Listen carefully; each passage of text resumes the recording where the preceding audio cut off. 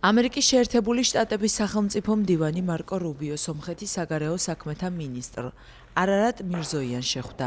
შეხვედრის მთავარი თემა სომხეთსა და აზერბაიჯანს შორის მიღწეული შეთანხმებაა, რომელიც რეგიონში სატრანსპორტო გზების გახსნას ითვალისწინებს. დღეს ჩვენ უბრალოდ ვამბობთ, რომ გავაგრძელებთ მუშაობას, რათა მივაღწიოთ შეთანხმებას. ეს ჩვენი აზრით მართლაც შესანიშნავი მაგალითი იქნება. ერთი მხრივ ის უხსნის გზას ბიზნეს და ეკონომიკურ განვითარებას უწყობს ხელს, თუმცა ისე, რომ სუვერენიტეტს არ ეხება.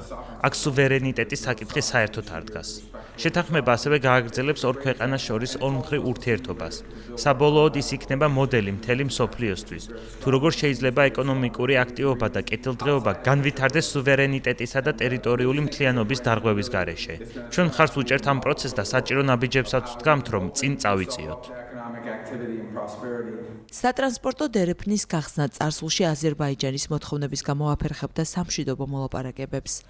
ეს გზა ბაქოს, რომელიც ნავთობისა და გაზის მსხვილი მწარმოებელია, თურქეთთან და შემდეგ ევროპასთან უფრო მეტად დააკავშირებს. რუბიოს თქმით, პროექტი მაგალითი იქნება იმისა, თუ როგორ არის შესაძლებელი ეკონომიკური განვითარების ხელშეწყობა ისე, რომ ქვეყნების სუვერენიტეტი და ტერიტორიული მთლიანობა არ დაირღვეს.